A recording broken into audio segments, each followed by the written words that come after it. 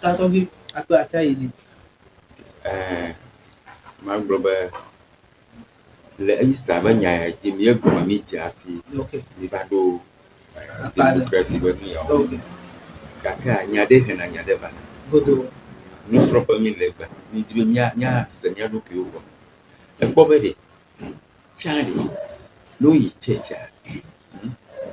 Checha, many bear a gow of I walk Gally checha, many yay. Kaka Eɓea church is over to go. That was business. Business. Omatem Konanumana churchy. Members who I'm a view. I don't know, but I will look at it because in my brother, I won't tolerate that yet. Church, I want to have my game. You take church, I'm out. Me, my job, I'm a little church. I've been 100,000.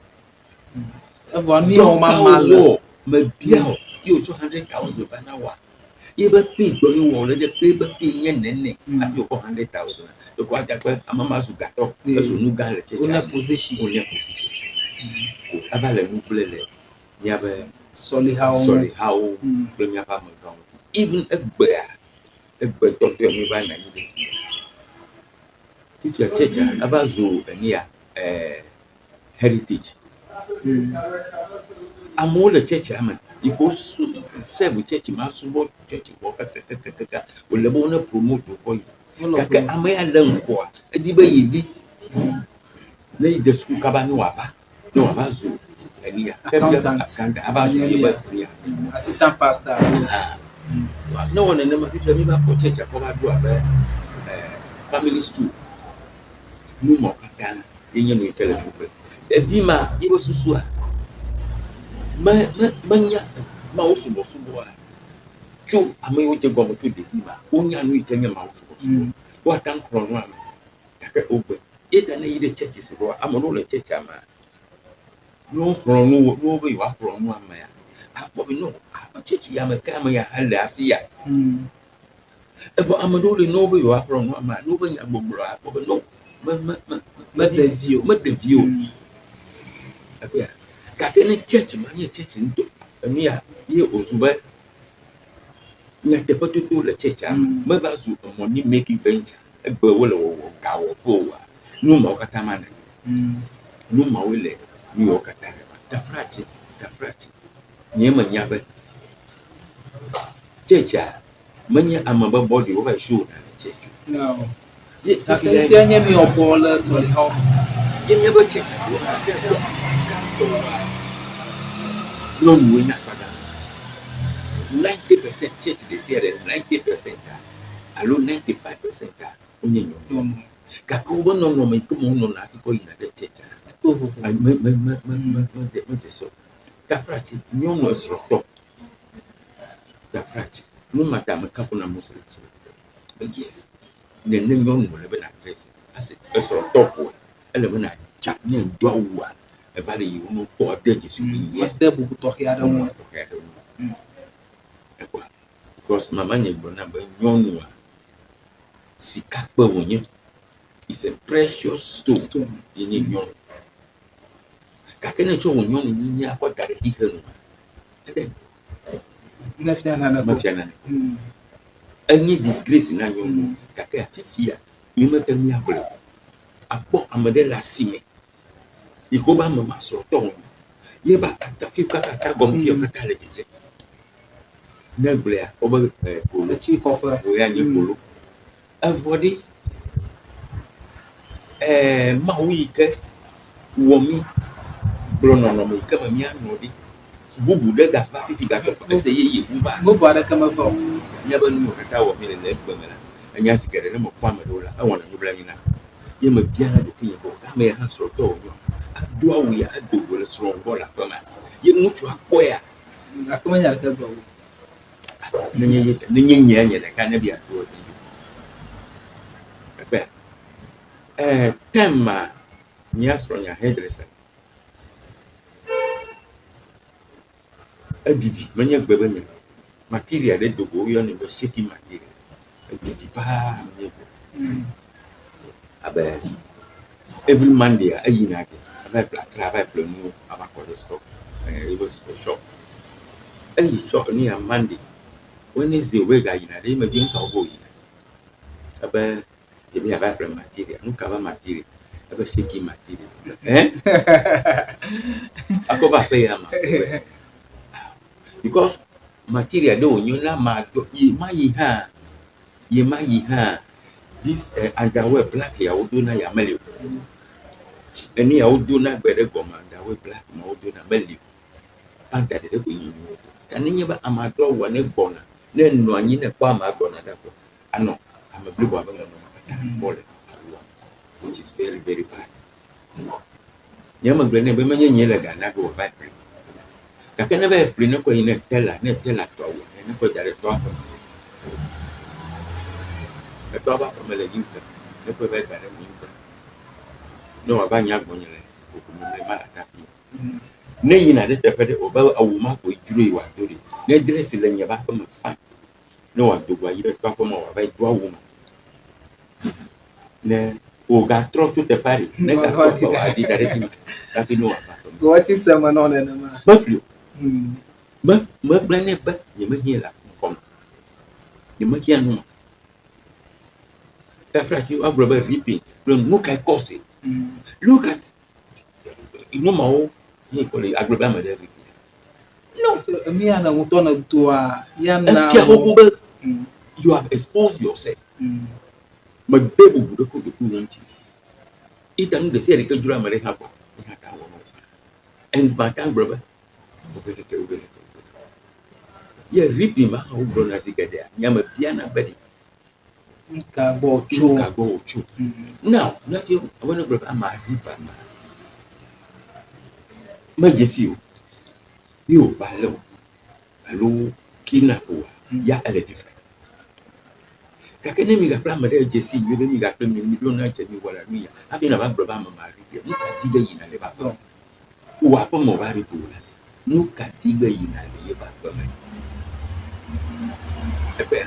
Danudolia, be blaming at times. I got a old and Yadoa, I didn't get the Ola. Question Nicole, the bone beer, Mobiana question how about Dama more. Well, we have a new government to select the man, the Kenyela, never cut a gibbon. We have no life, and never own no appetite. The Frachi, woman, you know, call your number wedding. Got no desura.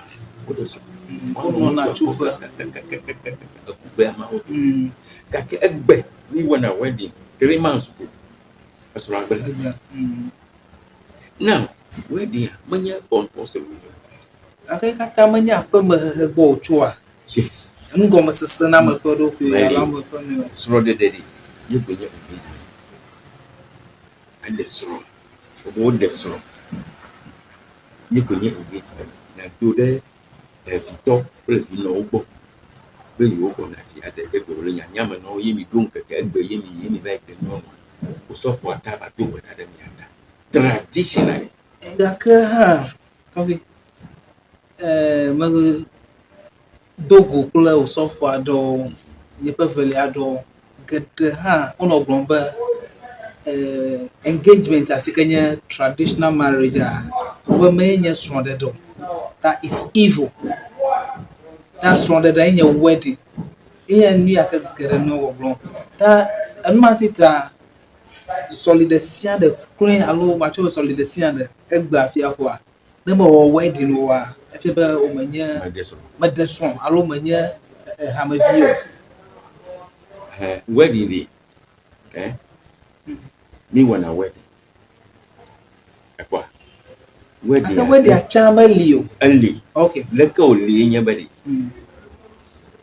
A cover a never war. A mamma who saw from my brother, Mania Bible. Who saw from more than Yama brother is evil. Mania knew you have a Bible. Mean your people and don't know you're not people and don't many. Let them plan a people and Adam make deeply upon Yamanya in Toy. It's a mistake. A blind Yes.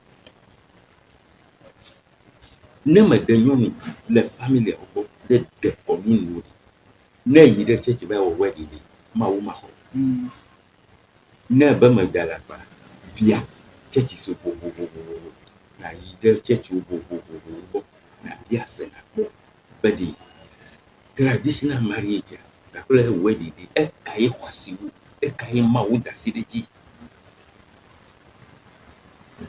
e ka ye ma wo da si de ji wedding de le chama de e church wo me liu ba mi wo wala ya ba mi wo cho no vary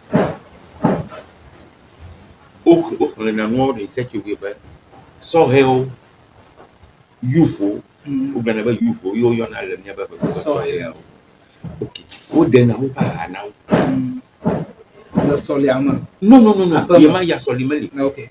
yo yenye wedding kwa wedding na LC baby am say am testify one ya be today la am ya asi pa me on so ya yenye wedding e wo mi ba le okay wale chama le ko won e church meliwa o no ko no over o de na so over hana o nyon pro muchuwa yikenye nyon ite de over ile ye be ha ma to o ga pro wele amen ye be classmate o le to kata o de na hamana o ye o kona ahaba ya wa no unu ele fafia be tso gbeji a mi akata mi nya be ame ya azuso to me pomo na gatere o agape yare ken kake ne ko e ka plan mutu bu to te a ele na question na ele na question mutu hey amama soro to ero ele na wa nya sereka because o han no e bana as na ne o le chema ye nya wedi a ba egbe a eyi mi ba ture be ma o be mi de so nuka ye church bava yo boki youth to ma ne amachichu ho ma la komo to ba ide congregation church to go wana ne o church ananya e go be youth kata fi ma wa ko na kule o le chama youth ko na kule fia pa alo o ba machichi pa me ba egbe youth kata kule ni ora ni church pa me nyemi apa ni aka yo over we ni we be wedding am si am na nya but egbe from today la am ya so to ka kele gba ma ta frachi mi wona no ma le cheche abo gbe ma gbe ye ko mi agbro ba ka kene ko consider de ka consider ba am buo ga le cheche ma e ga la asiadi ebo ha ma bokra ebo ama single asile kra ncho nyono ebo da na ma de blobe traditional marriage menye is a evil ama menya ni to yana be bible na go troy ibe bible school no wa so no wi alo na lo na bia church menye church gada alo wa gada me e kwa nu kedele balama o ma ga ne ba na mi balama wa oje wa ma ga ma o kata oje ese go wa ma ga ma o kata oje kaka o ma ga ne na mi atonya te pa na mi be mi a kede me gbe to me le nu mo wa o ma ga wo one e cho gba yin to so te ti a to do ga o o so nyon ni te ti a to do asia o o so fo na gba na me de be soro be na pa isa ga wi de ke ne ya le chi ne me te so ya so ji le na anya manya be de hu no wo a mu no ala do ama no na kwa ichi le ko ndo na ba ile menye ya kran le de na menye no le nya ba ahia ke usro ba gba na bo ke yi na fie ya nyonwa o so no ba so ye na ko nyonwa ma yi de chi le ko wa nyonwa de de abu weleke wo weleke ya ke mi chu no pom na ka gba mi bo so fo to le ti le o so fo kra o le sasa na mo ba so ba bi aji what do you mean no ma wa menye nu ye mi aso kolo akpe be mi garaji le de ka won kple mi le Ewenyigba TV ji ikata Easter pe nu pa mo nya oji ko mi le ake abo nya ova gege de aparo ikata hia ikata gboto pe dede nono nyi alo ale mi azon la gbe am nyi le ma wo pe duto ple pe soji pe nya ko gbo mi le ta ake mi segera fia ale be mi ga bona ji ge ple nya bubu ta maga ka fu nuslins of English dictionary na mi miame ke bi asrɔ̃ ʋe gbadodoe alo mi nya ʋe bi asrɔ̃ yevu gbe ale wodena gɔme le English gbe mea midzagba ne miadi Muslims eƒe English dictionary ale be wòakpe ɖe mia ŋu. Ŋkɔ nye Christian adiabɔ ta akpe Easter ƒe dzɔgbɔnyi ne mi katã. Ɔwɔ nɔ anyi kple mi.